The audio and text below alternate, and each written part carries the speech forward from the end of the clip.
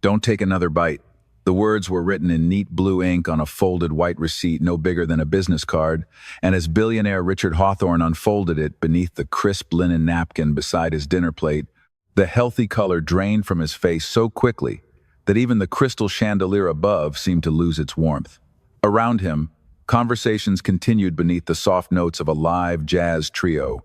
Expensive glasses chimed gently against polished oak tables, and servers moved with rehearsed precision through the crowded dining room of Ashcroft House, Manhattan's most exclusive private restaurant. Nobody noticed the tiny piece of paper except the young black waitress who had slipped it onto his table with steady hands and quiet eyes before disappearing back toward the service station, as though nothing unusual had happened. Richard stared at the note without blinking. His knife rested halfway through a perfectly cooked dry-aged ribeye, the silver blade catching the golden candlelight, while a thin curl of steam drifted lazily into the air.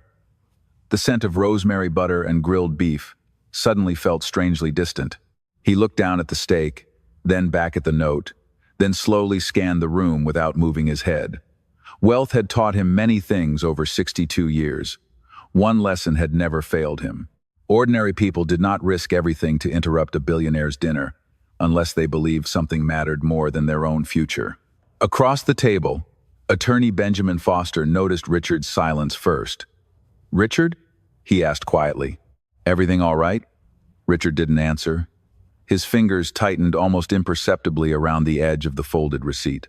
At the neighboring table, investors laughed over a bottle of Napa Valley Cabernet. Near the grand piano, a couple celebrated an anniversary while flashes from discreet phone cameras reflected softly against the restaurant's floor-to-ceiling windows overlooking Central Park. Everything appeared exactly as it should. Perfect, elegant, safe. Yet Richard's pulse had begun counting a different story. He lifted his eyes once more and found the waitress standing nearly 40 feet away beside the service entrance. She wasn't watching him directly. Instead, she stood with both hands folded neatly in front of her apron, listening politely as another guest requested coffee. Calm, professional, invisible. She looked like someone who had spent years learning how to disappear inside rooms, where powerful people rarely remembered her name. Then, almost by instinct, she glanced toward him for only a fraction of a second. There was no panic in her expression, no plea, no attempt to explain. Just quiet certainty before she lowered her eyes and continued working as though passing mysterious notes to strangers happened every evening. Richard slowly turned the receipt over. Blank. Nothing else. Just those 4 words. "Don't take another bite." Benjamin leaned closer. "Richard?" Still nothing. Richard placed the knife beside the plate with deliberate care. The soft metallic click somehow louder than the orchestra, louder than the conversations, louder than the city beyond the glass. Somewhere inside the kitchen, a bell rang. Another order was ready. Servers crossed paths carrying silver trays beneath warm amber lighting, while chefs called times behind swinging doors. Everything kept moving. Everything looked ordinary. But Richard Hawthorne had spent 3 decades building companies by recognizing the exact instant when ordinary became dangerous. He folded the receipt once more and slipped it into the inside pocket of his tailored navy jacket. Then, without touching another bite of steak, he looked directly toward the kitchen doors, as if searching for an answer hidden somewhere beyond polished brass handles and spotless white uniforms. He had no idea who the waitress was. He had never seen her before tonight. And yet, for reasons he couldn't explain, he believed her. 32 minutes earlier, before silence settled over table 17, Maya Brooks had been carrying a polished silver tray through the dining room, exactly the way she had every Thursday evening for nearly 11 months. She moved carefully between candlelit tables, never rushing, never interrupting conversations, always remembering who preferred sparkling water instead of still, and which guests disliked black pepper on their steaks. Most people never looked at her long enough to notice. To them, she was simply another uniform moving quietly beneath warm lights and expensive artwork. That had never surprised her. Invisible people often saw the things everyone else missed. Maya lived in a small apartment in Harlem with her grandmother, Evelyn Brooks, whose arthritis had slowly stolen the strength from her hands, but never the kindness from her smile. Every morning before sunrise, Maya helped button her sweater, prepared oatmeal with fresh blueberries whenever they were on sale, and caught the downtown subway long before most executives had poured their first cup of coffee. She had once dreamed of finishing law school, but medical bills had a way of rewriting plans. Tuition became rent. Textbooks became prescriptions. Hope became overtime. Still, she never complained. Her grandmother always reminded her that dignity could survive almost anything if someone refused to surrender it. Ashcroft House paid better than most restaurants in Manhattan, but the price of working there was learning how to disappear. Wealthy guests discussed billion-dollar acquisitions, private islands, political fundraisers, and international vacations, while servers floated around them like reflections in polished glass. Some customers smiled. Others never acknowledged the people refilling their glasses. Maya had grown used to both. She believed character revealed itself most clearly in moments when someone had nothing to gain from being kind. Earlier that evening, the kitchen had carried its familiar rhythm. Copper pans hissed over open flames. Fresh herbs perfumed the warm air. Chef Antonio called orders with practiced confidence while waiters collected finished plates beneath bright white heat lamps. Everything sounded ordinary until a man Maya had never seen before entered through the employee hallway wearing a dark tailored coat instead of a kitchen uniform. He was not carrying food. He was carrying a slim leather portfolio. He spoke quietly with the executive chef for less than a minute before slipping something small across the stainless steel counter. It disappeared beneath a folded kitchen towel, almost too quickly to notice. Nobody reacted. Nobody except Maya. She continued polishing wine glasses without lifting her head, but years of serving powerful people had taught her that whispered conversations inside expensive restaurants rarely stayed small for long. A few minutes later, she noticed another detail that settled uneasily in the back of her mind. The ribeye prepared for Richard Hawthorne had already been plated and inspected. She remembered it clearly because she had admired the perfect sear while waiting beside the pass. Then, after the unfamiliar visitor quietly left through the service corridor, Chef Antonio asked everyone to step away from Station 4 for only a moment. When Maya returned with fresh dinner rolls less than 60 seconds later, a different steak rested on the same white porcelain plate. It looked nearly identical, yet the garnish had changed. The rosemary sprig pointed in the opposite direction. The sauce had been brushed instead of spooned. Tiny details most people would never notice. Maya noticed because careful observation had become the difference between making mistakes and keeping her job. She looked toward the dining room where Richard Hawthorne had just arrived, greeted by investors with confident smiles and firm handshakes. A quiet feeling settled deep inside her chest, impossible to explain, yet equally impossible to ignore. Richard Hawthorne rarely accepted dinner invitations unless every minute served a purpose. At 62, he had built Hawthorne Capital into one of the largest private investment firms in the country by trusting preparation over luck and discipline over emotion. Newspapers described him as fearless. Television analysts called him a financial visionary. His employees simply knew him as a man who noticed details other people ignored. He arrived at meetings exactly on time, read every contract himself, and remembered the names of receptionists as easily as board members. That habit had earned respect, but it had also earned enemies. Tonight's dinner inside Ashcroft House was supposed to end months of difficult negotiations with Kingston Biotech, a rapidly growing pharmaceutical company seeking a strategic investment worth nearly $400 million. Everything had been carefully arranged. The private dining room had been reserved for weeks. Attorneys had reviewed every document. Financial projections filled leather portfolios stacked neatly beside polished chairs.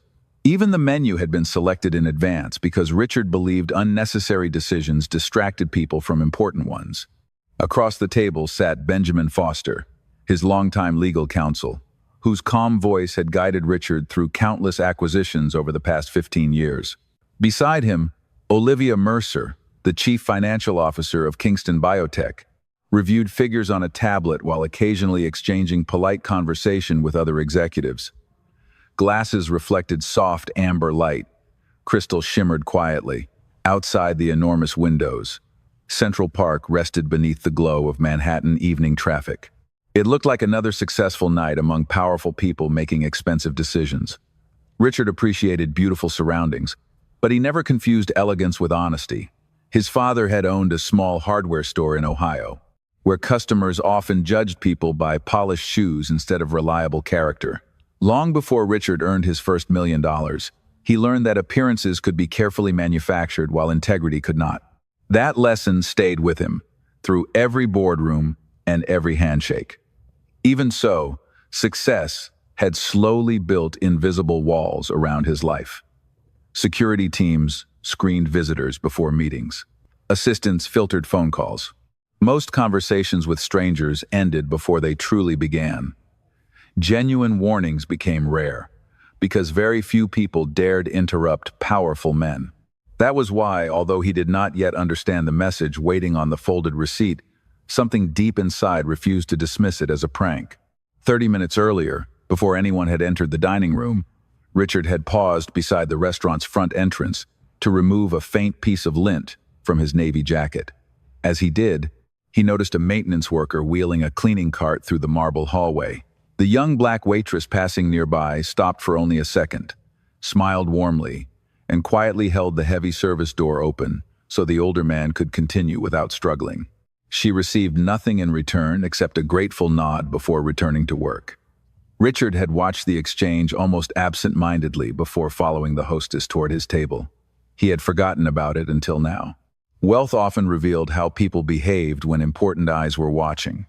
Character revealed itself when nobody believed they mattered. As conversations continued around the dining room, Richard slowly lifted his water glass but did not drink. Instead, he looked once more toward the service entrance, where Maya Brooks was speaking softly with another server, her expression composed despite the constant pace of the evening. She did not look like someone seeking attention. She looked like someone quietly carrying the weight of a decision that could not be taken back.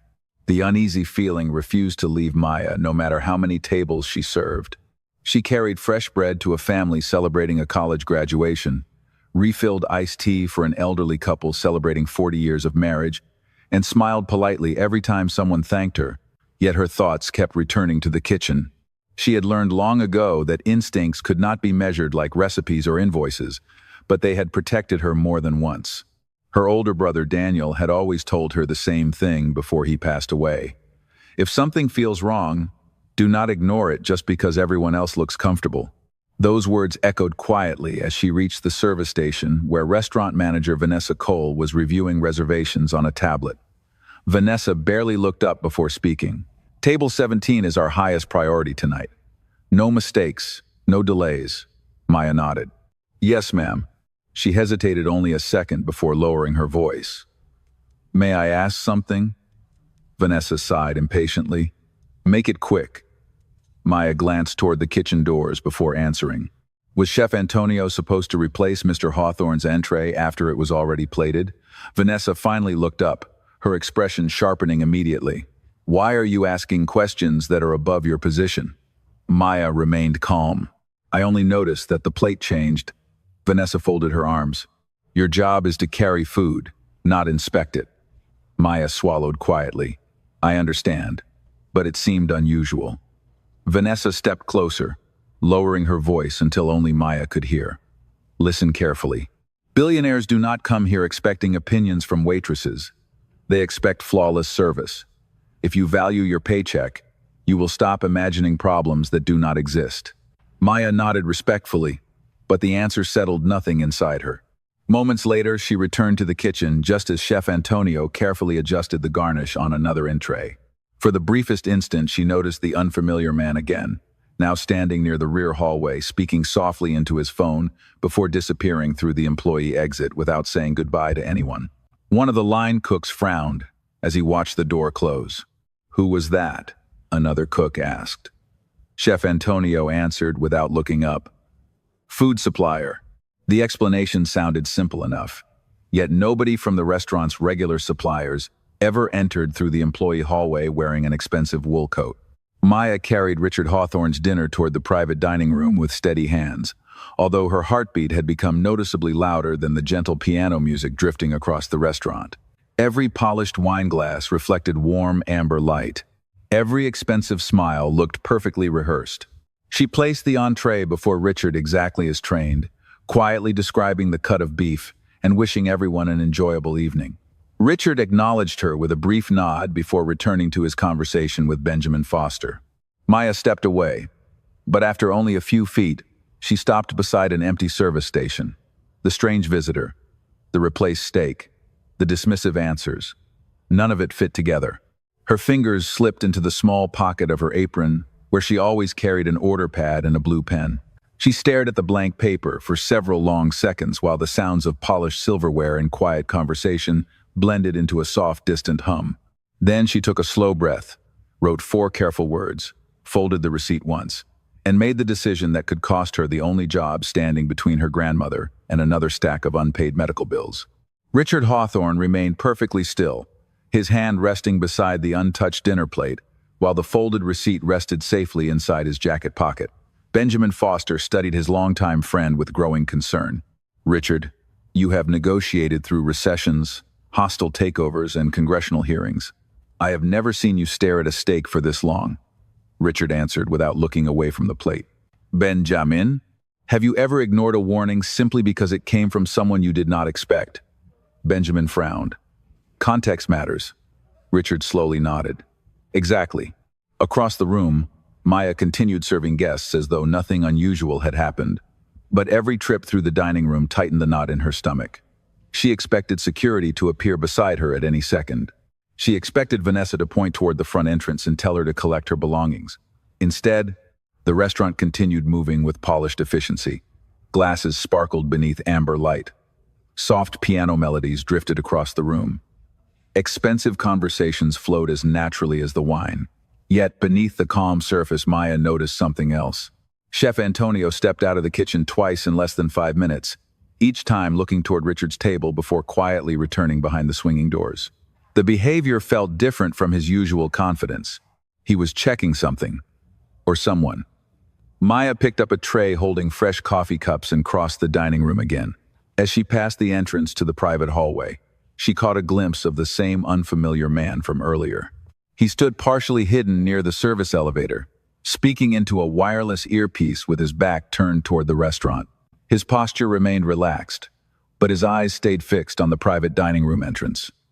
Before Maya could look longer, the elevator doors slid open, and he stepped inside without acknowledging anyone. A cold sensation traveled across her shoulders. She reached Richard's table and quietly placed a fresh pot of coffee beside Benjamin. Richard finally looked up, meeting her eyes for the first time since reading the note.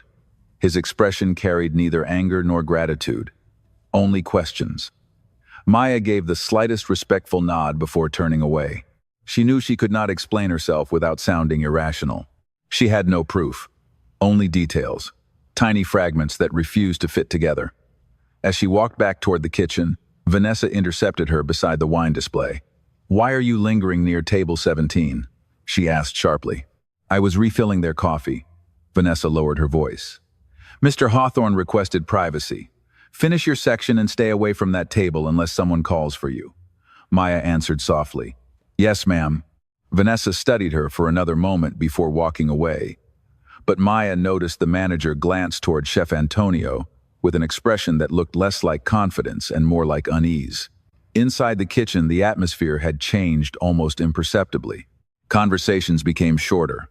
One dishwasher whispered something to a prep cook before both immediately fell silent when Chef Antonio walked past. The executive chef picked up a clean towel, wiped hands that were already spotless, then looked through the kitchen window toward Richard's table again. Maya followed his gaze. Richard still had not taken another bite. He simply rested both hands on the table and quietly observed the room around him, as though the elegant restaurant had suddenly become a puzzle, waiting to reveal the one piece everyone else had overlooked. Richard finally broke the silence by placing his linen napkin neatly beside the untouched plate instead of across his lap. The simple movement caught Benjamin Foster's attention immediately. "You are stopping dinner?" Benjamin asked quietly. Richard kept his voice low enough that only the people at his table could hear. "I am postponing a decision." Olivia Mercer looked puzzled. Because of one anonymous note? Richard met her eyes with the same calm expression that had unsettled competitors for decades. Because someone with nothing to gain believed the risk of speaking was smaller than the risk of staying silent. His words lingered between them while the jazz trio eased into another slow melody. Across the dining room, Maya noticed Richard push his chair back several inches without reaching for another bite of food. Relief flickered across her face for only a heartbeat before reality returned. She still had no evidence. She had only delayed something she did not understand. Vanessa Cole saw the movement as well and hurried toward the private dining table with a practiced smile. "Mr. Hawthorne," she said warmly, "I hope everything has been prepared to your expectations." Richard looked at her for a moment before answering. "Who prepared this entree?" Vanessa blinked. "Our executive chef personally supervised every detail this evening." "Did anyone replace the plate after it left the kitchen?" Her smile remained perfectly polished, but her eyes hesitated for the smallest fraction of a second. "Absolutely not." Richard nodded slowly without arguing. "Thank you." Vanessa waited, expecting him to resume eating. Instead, he folded his hands together and remained perfectly still. The silence stretched long enough to become uncomfortable. She excused herself and walked briskly toward the kitchen, her heels clicking sharply across the polished hardwood floor. Maya watched Vanessa disappear through the swinging doors and felt the pressure inside her chest tighten once again. Less than a minute later, Vanessa returned, this time with Chef Antonio walking beside her. The chef approached Richard's table with confident posture, although a thin layer of perspiration reflected beneath the warm dining room lights. "Mr. Hawthorne," he said politely, "I understand there may be a concern with your meal. I would be happy to prepare another steak immediately." Richard smiled politely, but it was the careful smile of a man measuring every word. "That is generous, chef. Before you do, I would simply like to know one thing. Has this plate remained in your possession from preparation until service?" Antonio answered almost instantly. "Yes, sir." Richard leaned back slightly in his chair. "Interesting." Benjamin recognized the expression on Richard's face. It was the same quiet look he wore before exposing false financial statements during an acquisition years earlier. Richard was no longer asking casual questions. He was testing consistency.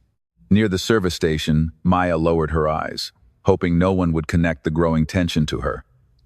Another server whispered softly, "What is happening?" Maya simply shook her head. She did not know. She only knew that the room felt different now. Even the laughter from neighboring tables seemed softer, as though the restaurant itself had begun listening. Richard reached into his jacket, removed the folded receipt, and looked at the 4 handwritten words once more.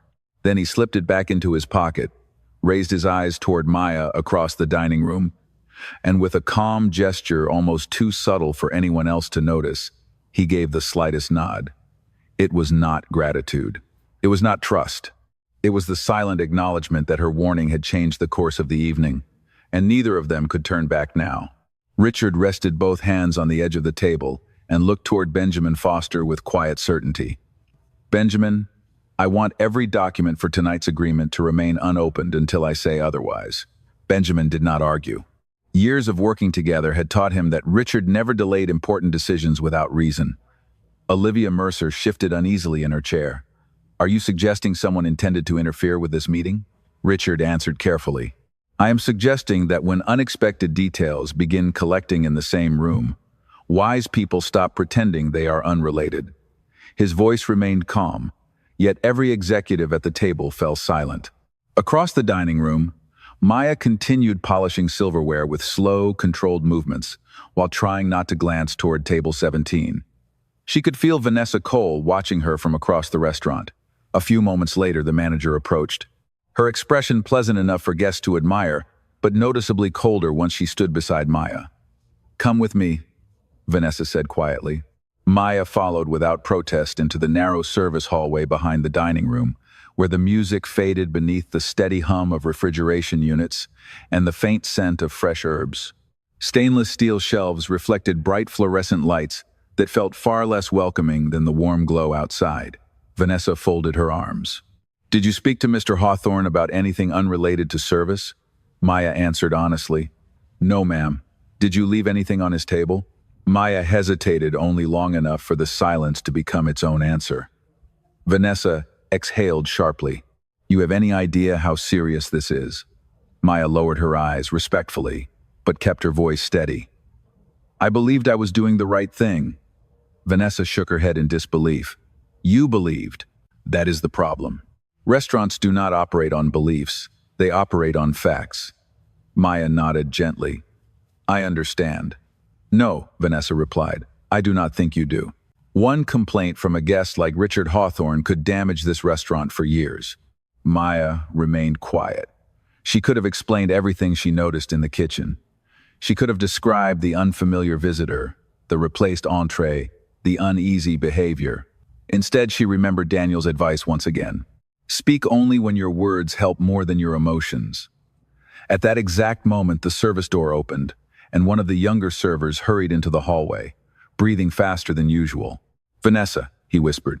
Mr. Hawthorne is asking to speak with whoever served his table. Vanessa turned immediately. Tell him I will handle it. He specifically asked for the waitress. The hallway became perfectly still. Maya felt her heartbeat echo beneath the crisp fabric of her uniform, yet her face remained composed. Vanessa looked at her for several long seconds before speaking. Do not volunteer opinions. Answer only what he asks. Is that understood? Yes, ma'am. Together, they stepped back into the elegant dining room, where conversations had grown noticeably quieter. Several guests glanced discreetly toward table 17 before returning to their meals. Richard Hawthorne had not touched the steak. The knife and fork remained exactly where he had placed them nearly 20 minutes earlier. As Maya approached, he stood from his chair, an unexpected gesture that caused Benjamin and the surrounding executives to rise instinctively as well. Richard waited until Maya reached the table before speaking in a voice so calm that everyone nearby leaned closer to hear. Miss, before I ask another question, I want you to know something. I have spent my entire career learning to recognize fear. What I saw in your eyes was not fear, it was conviction. Now tell me what made you believe I should stop eating. Maya drew a slow breath before answering. Every eye in the private dining room seemed to settle on her, yet she kept her hands folded neatly in front of her apron, exactly as she had been trained. Sir, she said softly, I cannot tell you that your meal is dangerous because I do not know that for a fact. I can only tell you what I saw. Richard gave a single nod. Then tell me only what you know. The room became so quiet that the faint clink of silverware from distant tables sounded unusually loud. Maya chose each word carefully. About 30 minutes before dinner service, your steak had already been plated. I remember noticing it because the presentation was perfect. Then a man I had never seen before entered through the employee hallway.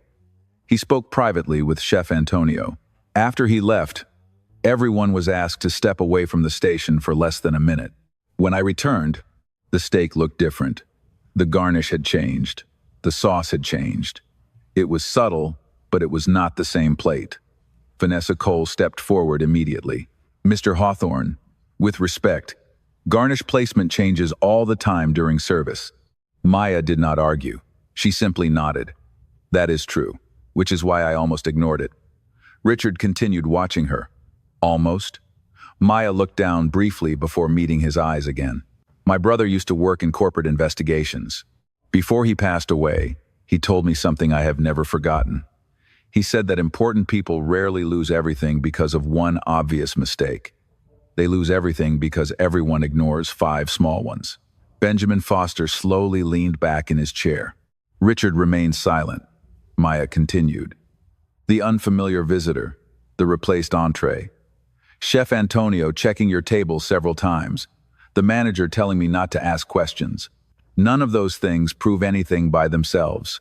Together, they did not feel ordinary. Vanessa crossed her arms. Feelings are not evidence. No, ma'am, Maya answered respectfully. They are not. That is why I did not accuse anyone. I only asked him not to take another bite until someone looked more closely. Richard studied her face for several long seconds. There was no drama in her voice, no attempt to impress anyone, only quiet honesty. He had spent decades listening to polished executives sell certainty they did not possess. Maya was doing the opposite. She openly admitted what she did not know, while standing firmly behind what she had observed. That difference mattered. Richard slowly turned toward Benjamin. What do you always tell our analysts? Benjamin smiled faintly. Verify before you dismiss. Richard nodded once. Exactly. He looked back at Maya. Miss Brooks, thank you. Those two simple words surprised everyone at the table. Vanessa looked visibly uncomfortable. Olivia Mercer exchanged a puzzled glance with another executive. Maya herself seemed almost startled. She had expected questions. She had expected criticism. She had not expected gratitude. Richard reached for his phone and calmly placed a call. Thomas, he said when the line connected, this is Richard Hawthorne. I need 2 members of my private security team to come inside the restaurant. No emergency, no disruption. I simply want every step of tonight's dinner service reviewed before this meeting continues. He ended the call without another word. Across the room, Chef Antonio had been pretending to review orders near the kitchen entrance. The moment Richard lowered the phone, the chef's expression changed almost imperceptibly. It lasted less than a second before he turned sharply and disappeared through the swinging kitchen doors. Less than 5 minutes later, 2 members of Richard Hawthorne's private security team entered through the restaurant's front entrance, dressed in dark business suits that blended almost perfectly with the evening crowd. They did not rush. They did not question anyone in the dining room. They simply greeted Richard with quiet professionalism before moving directly toward the management office accompanied by Vanessa Cole. Guests returned to their conversations, although many continued stealing curious glances toward table 17. The elegant rhythm of the restaurant had resumed on the surface, but beneath it an invisible current of tension continued to spread. Maya stepped back toward the service station, careful not to interfere. She knew her part was over. Whatever happened next belonged to people with authority she did not possess. Still, she found herself watching the kitchen doors, where Chef Antonio had disappeared only moments earlier. He had not returned. Benjamin Foster quietly reviewed the evening's contract, while Richard remained seated, his untouched dinner slowly cooling beneath the warm dining room lights. Neither man seemed interested in discussing business anymore. Nearly 12 minutes passed before one of the security officers returned, carrying a small tablet connected to the restaurant's internal camera system. He leaned toward Richard and spoke softly enough that nearby guests could not hear. Richard watched several short video clips without changing his expression. Then he asked calmly, "Please replay the recording from Station 4. The officer nodded. Richard watched again, this time more slowly. Benjamin leaned closer, studying the screen. The kitchen camera showed Chef Antonio placing the finished steak beneath the heat lamps exactly as Maya had described. A timestamp in the corner marked the time precisely. Seconds later, another employee accidentally pushed a rolling cart between the camera and the preparation station, blocking the view for less than 45 seconds. When the cart moved away, the plate remained on the counter, appearing almost identical to before. Almost. Richard looked at the paused image for several moments. Zoom in on the garnish. The officer enlarged the picture. Benjamin immediately noticed what Richard had already seen. The rosemary sprig curved toward the left side of the plate before the camera was blocked. After the obstruction cleared, it rested on the opposite side beside a differently shaped pool of sauce. Tiny details. Nearly invisible, yet unmistakably different. Richard slowly looked toward Maya across the dining room. She had been right. Not about danger, not about intent. She had simply observed the truth more carefully than everyone else. At that same moment, the second security officer emerged from the kitchen carrying a quiet but unmistakably serious expression. He approached Richard and spoke in an even lower voice. "Sir, Chef Antonio is no longer inside the building. Employees believe he left through the delivery entrance approximately 10 minutes ago. Nobody recalls him clocking out."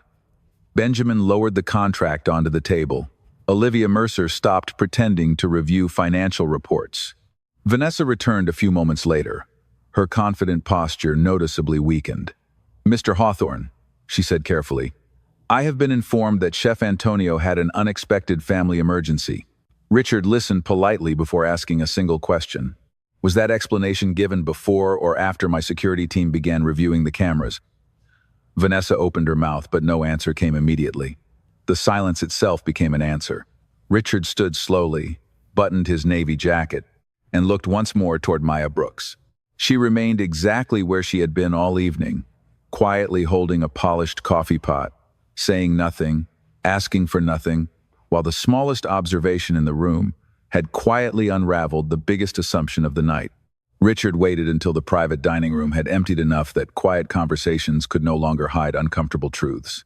He turned to Benjamin Foster and spoke with the measured calm that had guided every major decision of his career. Postpone the signing. Olivia Mercer looked up immediately. Richard, the board has representatives flying in from 3 states. Delaying tonight could cost everyone weeks. Richard folded the unsigned agreement and slid it back into its leather portfolio. A delay costs less than regret. Nobody challenged him after that. His security officer stepped forward, holding a slim evidence envelope. Sir, while reviewing the kitchen office, we found this beneath the preparation counter. Inside was a small flash drive with no label. Benjamin accepted it carefully and connected it to his encrypted laptop without opening any outside network. A single folder appeared on the screen. It contained scanned financial reports, internal emails, and a draft merger timeline. Benjamin's expression changed almost immediately. Richard, you need to see this. The room grew silent again as Richard moved beside him. The documents described a coordinated plan to pressure Hawthorne Capital into approving the investment before an upcoming federal compliance review. Several financial liabilities scheduled to become public within 2 weeks had been intentionally omitted from the presentation prepared for tonight's meeting. If the agreement had been signed immediately, Hawthorne Capital would have accepted enormous undisclosed obligations, while other parties quietly transferred their own exposure away from themselves. Richard read every page without interrupting. When he finished, he closed the laptop slowly. So the dinner was never the objective, he said. Benjamin nodded. The objective was urgency. Keep everyone comfortable, keep the schedule moving, remove time for careful review. Richard looked toward the untouched steak still resting beneath the dining room lights. And if I had continued exactly as planned, I would have signed before asking the questions that matter.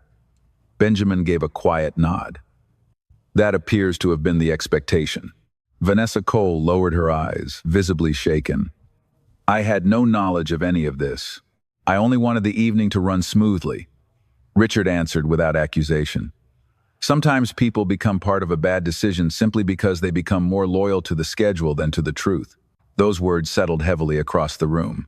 Maya remained near the service station, unsure whether she should stay or quietly leave.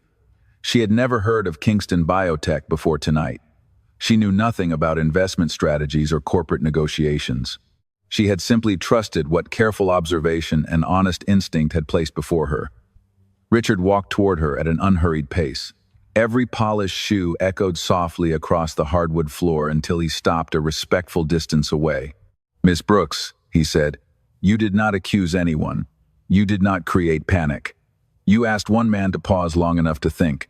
That single decision may have protected hundreds of employees whose futures depend on choices made inside rooms like this. Maya looked almost embarrassed by the attention. Sir, I only hoped you would look more closely. Richard smiled gently for the first time that evening. That is exactly what too many people forget to do. Around them, the restaurant seemed quieter than before. The candles still flickered. The jazz trio still played softly in the background. Yet the atmosphere had changed completely. The wealthiest person in the room had not been saved by power, influence, or expensive advisors. He had been saved by the quiet courage of someone most people had never truly bothered to see. The restaurant closed an hour later than usual, but almost nobody noticed the time. Employees quietly polished glasses that no longer needed polishing, folded spotless linens, and spoken voices barely louder than whispers. The evening had left behind a silence that lingered more heavily than any conversation. Maya carefully untied her apron in the staff locker room and placed it inside her worn canvas bag. She expected tomorrow to bring difficult questions, perhaps even the end of her job. She had interrupted the most important dinner the restaurant had hosted all year. Whether her instincts proved helpful or inconvenient, she still believed there would be consequences. As she stepped into the cool Manhattan night, the summer air carried the scent of rain drifting up from the pavement. Streetlights reflected softly across parked cars while distant taxi horns echoed between tall buildings. Maya pulled her light jacket closer and began the familiar walk toward the subway station. She had taken only a few steps when a quiet voice called behind her. Miss Brooks. She turned slowly. Richard Hawthorne stood near the restaurant entrance, without security surrounding him for the first time that evening. His navy jacket rested neatly over one arm, and the bright confidence that usually accompanied successful business leaders had been replaced by something quieter, something thoughtful. Maya stopped. "Good evening, sir." Richard approached at an unhurried pace until they stood several feet apart beneath the warm glow of the entrance lights. "May I ask you one personal question?" Maya nodded gently. "Of course." Richard looked toward the city skyline before speaking. "You said your brother worked in corporate investigations." Maya smiled faintly, though sadness softened her eyes. "Yes, sir. Daniel Brooks. He believed honesty deserved patience because truth often arrived one small detail at a time." Richard listened without interrupting. "He passed away 3 years ago after a long illness. Before that, he spent his career helping companies uncover financial misconduct. He used to come home and tell me stories about ordinary employees who noticed things executives ignored because they believed someone else would ask the difficult questions." Richard lowered his eyes briefly. "Tonight, you became one of those people." Maya shook her head gently. "No, sir. I only remembered what he taught me. I almost stayed quiet." Richard looked genuinely surprised. "What changed your mind?" Maya answered after a long pause. "I realized I would rather lose a job for speaking honestly than keep one by wondering forever whether I should have said something." The words settled into the quiet evening between them. Richard had negotiated billion-dollar agreements with remarkable confidence, yet that simple sentence reached him more deeply than any polished presentation he had heard in years. Success had surrounded him with experts, consultants, analysts, and advisors. Yet the clearest moral decision of the evening had come from a young black waitress carrying an order pad in her apron pocket. Richard slowly extended his hand. Maya hesitated only briefly before shaking it. His handshake was firm but respectful. "Your brother would be proud of you," he said softly. Maya looked toward the glowing restaurant windows behind them. "I hope so. That is all I have ever wanted." Neither of them spoke again for several moments. The city continued moving around them with its endless lights, hurried footsteps, and distant trains. Yet beneath that restless skyline, two strangers stood quietly connected by something far more valuable than wealth. They were connected by the simple decision to choose conscience before convenience. The following Monday morning, sunlight poured through the floor-to-ceiling windows of Hawthorne Capital, painting long bands of gold across polished stone floors, as employees hurried through the lobby carrying laptops, coffee cups, and thick folders filled with another week's ambitions. Richard Hawthorne arrived earlier than usual, not because of another acquisition or another board meeting, but because there was one decision he wanted to make before anything else. Benjamin Foster entered his office carrying a slim report. "The investigation is moving quickly," he said. "The financial records confirm the documents we recovered. Several executives intentionally concealed liabilities during the negotiations. The agreement has been suspended indefinitely." Richard nodded quietly before looking out over the Manhattan skyline. "How many people would have been affected if we had signed?" Benjamin answered without hesitation. "Hundreds of employees across multiple companies, pension funds, retirement accounts, suppliers, families, who never would have known why everything suddenly became uncertain." Richard remained silent for a long moment. Then he turned back toward his desk. One waitress noticed what an entire room of experienced professionals overlooked.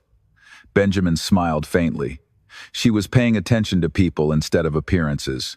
Richard picked up a business card and wrote a name across the back in his own handwriting. "Please invite Miss Maya Brooks to lunch. Not here in the boardroom. Somewhere she feels comfortable. Make it clear there is no obligation." Benjamin raised an eyebrow with quiet approval before leaving the office. That afternoon, Maya received the invitation while finishing her lunch break in the employee dining room at Ashcroft House. She read the message twice, convinced someone had made a mistake. Vanessa Cole approached slowly, holding another envelope. Her expression looked very different from the guarded confidence she had carried only days earlier. "Maya," she said softly, "I owe you an apology." Maya looked up in surprise. Vanessa continued before she could answer. "I was so focused on protecting the restaurant's reputation that I forgot what reputation is supposed to protect. You saw something that deserved attention, and I treated your concern like an inconvenience." Maya folded the invitation carefully before speaking. "You were trying to keep everything running smoothly." Vanessa shook her head. "Smooth is not always the same as right. She paused before offering a small smile. Management reviewed everything after Friday night. Beginning next month, every employee, regardless of position, will be able to report concerns directly without fear of being ignored. They are calling it the Brooks Protocol. Maya blinked, almost unable to believe what she had heard. They named it after me? Vanessa nodded. Because one person reminded all of us that paying attention is part of excellent service. Maya lowered her eyes, humbled by the unexpected honor. She had never wanted recognition. She had only wanted someone to stop long enough to ask one more question. As she stepped back onto the dining room floor later that afternoon, the restaurant looked exactly the same. The same polished tables, the same crystal glasses, the same warm lighting reflecting across quiet conversations.